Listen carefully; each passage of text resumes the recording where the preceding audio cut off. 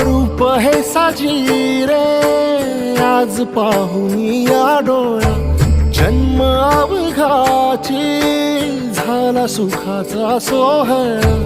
ठेवून कृपाळू तर कटेवारी, चैतन्य सावळे